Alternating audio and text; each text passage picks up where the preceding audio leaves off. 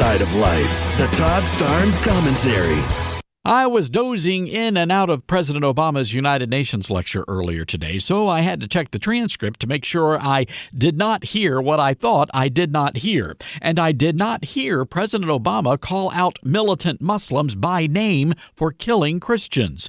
The president says people were killed in Pakistan. Those people were Christians, Mr. President, blown up outside their Christian church by Muslims.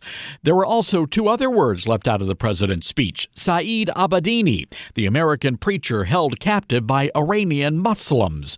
There was no call for his release, no condemnation for his arrest. The administration can turn a blind eye to what's going on, but it's pretty clear to me that militant Muslims have declared jihad on Christians, and it's only a matter of time before they wage their war in our churches and our shopping malls. I'm Todd Starnes. Thank you, Todd Starnes. Appreciate your observations as always. Crane Durham's Nothing But Truth, proudly on. Say it with me now, AFR Talk. Now, we're going to discuss some things regarding gun control. And next hour, we have an opportunity for you all to call in about how Christianity is being invoked by the likes of Charlie Rangel and others, and questioning people's faith based on an extension or a funding of a government program. We'll get to that. We'll also give you the latest at the American Family News at the top of the hour, One News Now, onenewsnow.com, on the filibuster that's taking place currently by Senator Ted Cruz. But this was an opportunity to step back and recognize how the debate was shaped when it came to Ted Cruz in the beginning of this, and how Obamacare has been shaped.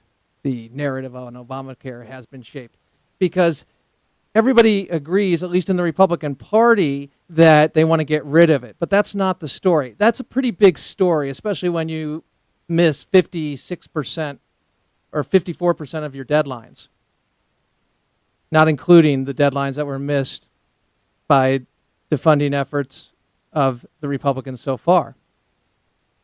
That's a pretty big story. It's a pretty big story when you have the unemployment number lowering and because people have given up looking for work.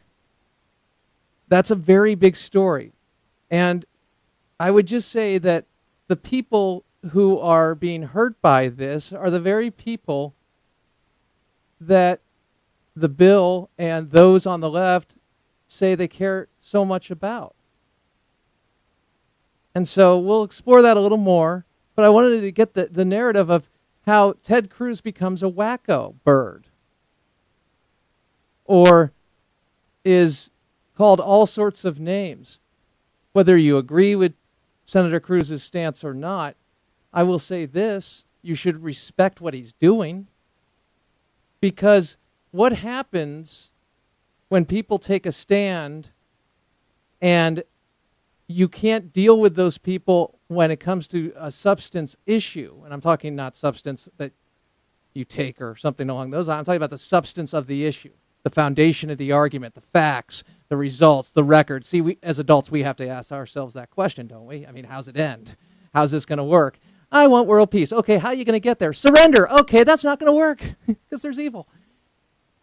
Bottom line, when we look at the substance of what Ted Cruz is doing, and he's making a case about Obamacare, the president agrees with him when it comes to delaying it.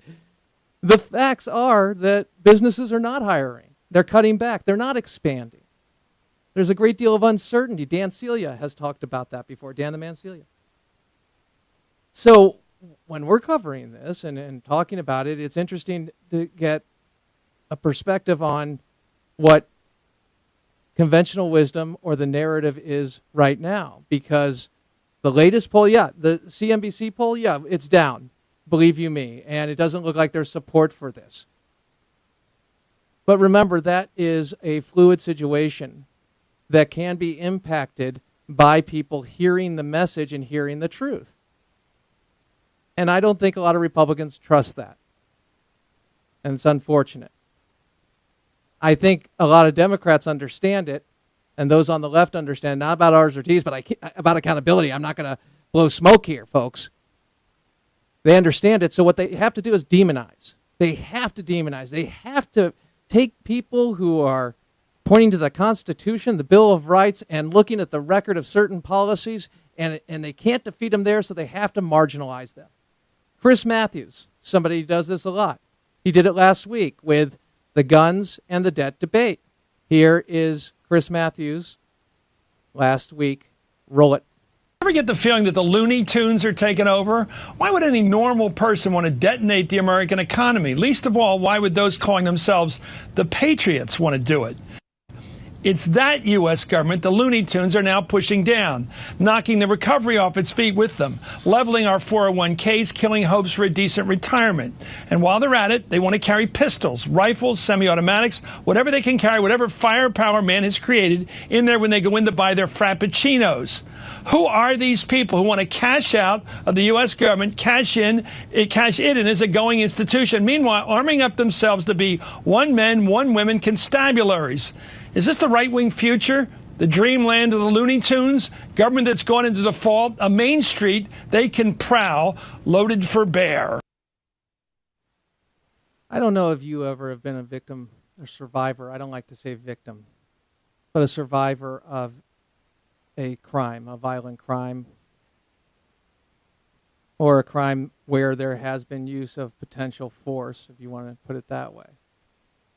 Maybe it's a crime where you weren't there, but you were burglarized. Maybe you know somebody in your life who has been a survivor of an awful attack. Maybe you were the one in charge of taking the cash drop at the end of the shift and bringing it to the bank outside the store, and you had that envelope that you zip. Maybe you have lived in an area where there are a lot of drug dealers and they run the street. Maybe you've had personal concerns about a family in your family because someone outside was threatening them. Maybe you or your wife or your husband or the ladies have someone who's working the third shift. I'm taking on the gun debate just for a second here because I wanted you to know how ridiculous it sounds when Chris Matthews refers to people as being Looney Tunes for wanting to arm themselves. Now, when it comes to the issue of self-defense and having a gun, as you know, I'm a big believer in that. I'm a big believer in the Second Amendment. The individual's right. I'm a big believer because I see the stats when it comes to handgun ownership and gun control, and I see that murder rates go up and crime rates go up when the more regulation there is when it comes to gun control. And you check out D.C. and check out Chicago, and you see the death toll, and these are consequences. You see, those who speak to this oftentimes don't have the perspective because they probably have security. Now, I don't mean to ascribe that to them, but if they were walking in your shoes, maybe a story I just mentioned, do you think they'd ever feel and carry the opinion they do? And the excuse is the outrage. How could you, Sandy Hook? How could you, D.C. Navy Yard? How could you? Because the Lord gave me a heart and the Lord gave me a brain. And as a Christian speaking, I understand human nature. I understand good and evil, and I understand there are fallen. And I understand that no matter what government does, in the sense of passing laws to, quote, protect us, they are not above human nature.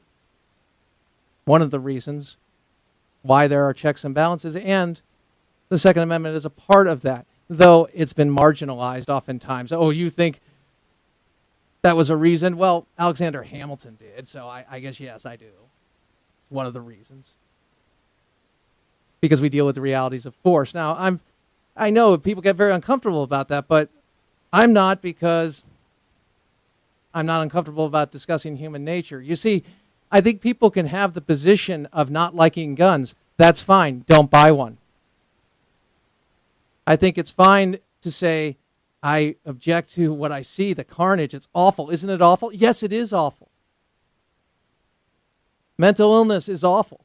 People not taking steps or not having the tools to take the steps to make sure that somebody experiencing this kind of delusion is involuntarily committed, or can be, and looking at those resources so we can protect others and protect themselves. See, that's the common theme that we see in mass shootings, is mental illness. We also see gun-free zones. And then we have statements made by the likes of our president or vice president. You know what you do? You go outside with your shotgun and shoot it up in the air. And obviously these people can speak to these things because they're not going to be dealing with somebody coming into their apartment, their house. They're going to be protected. Now, that's not everybody. There are those on the left who just say, look, I don't like guns. Guns scare me. I don't think anybody should have them, and we should get rid of them. The less guns, less crime. But actually, that's not true, because you look at violent crime rates after disarming the people, and they go up. See, that's something the president missed the other night, or other day at the gun control rally, a.k.a. Navy Yard shooting memorial. Oh, okay, not really believing me on that, right? Okay, well, the president did talk about the politics of it. Here is cut B5. Here is the president talking about what's wrong, why we don't have success in legislation when it comes to more gun control, federal gun control. Here is the president on Sunday. Roll it. But the politics are difficult, as we saw again this spring. And that's sometimes where the resignation comes from, the sense that our politics are frozen and that nothing will change. Well, I cannot accept that. I do not accept that we cannot find a common sense way to preserve our traditions, including our basic Second Amendment freedoms and the rights of law-abiding gun owners, while at the same time reducing the gun violence that unleashes so much mayhem on a regular basis. And it may not happen tomorrow, and it may not happen next week, it may not happen next month, but it will happen, because it's the change that we need, and it's a change overwhelmingly supported by the majority of Americans. So common sense, I don't believe the president has it on this. Now, I know a lot of people say, Crane, you don't have common sense. That's fine. You can say that. I'm not trying to be funny here. Because in order to have common sense, you have to understand the common experience and understand that, in fact, the realities of being practical. We're dealing with police response times. We're dealing with neighborhoods and the ability to protect ourselves, and how guns save lives hundreds of thousands of times a year. We're dealing with the fact that when somebody goes and buys a gun, they're not sitting there going, yee-haw, bomb, bomb, and shooting it every 5 seconds like some Simpson episode when Homer joined the gun club. Yes, I'm referencing. They actually had the gun owners say, Homer, what are you doing? Even they got that one right. Nor are they Dale Gribble when it comes to the use of guns. But what I'm saying is the president is talking to us as if, hey, I'm not going to allow that to happen in the office of president. I'm not going to allow this to happen. And what he's objecting to, ostensibly, is the Navy Yard shooting and mass killings. And what we're saying is, then look at the problem. It is not legal gun ownership. It is not the lack of gun laws. It's mental health, gun-free zones, and also the fact in a free society you're going to have some whack jobs that go under the radar. And sometimes they're going to get a horrible, horrible weapon, be it a knife or a gun, might happen. But in that case, if you have a regulation on the books in the Navy Yard that came from the Bush administration, reportedly, HW, at the end of his administration about disarming people, other than the security guards, one of who was shot, at least, then you're setting up a place where the person will be able to continue to cause mass devastation. And see, I think what we're dealing with right now, when it comes to the pick an issue, but let's deal with the reality. Let's deal with what actually happens. And it's the same thing with Obamacare, of what is happening with Obamacare. Think about it for a second. I want to assure everybody gets affordable health care insurance. That's why we passed it. Everybody will have it. We had it before. They couldn't be turned away. But we'll have that insurance. Everybody will be paying in it. Everything will work out. And that's my goal. But the impact of it are perverse incentives that, in essence, are economically destructive and will end insurance as we know it, going to a single payer, which is your plan. I'll detail that a lot in the future. My point is, you got to deal with the result, not the intention. The intention of gun laws is, I'll give them the benefit of the doubt, to protect people. They don't. So you got to deal with the reality. So when Ted Cruz speaks about the reality of gun control, or when somebody stands up and speaks to the reality, of Obamacare, or speaks to the reality of gun control and starts mentioning the Constitution and understands in our Declaration of what was placed in there was the understanding that we are fallen, that there's good and evil and freedom, comes at a price of responsibility and accountability, and recognizing that the limits on government were put there for a reason, because government can act just as human as you or me. And so good intentions don't solve it, results do, and when you mention them, you're called a wacko bird. Strange world we live in. Crane Durham's Nothing But Truth, AFR Talk.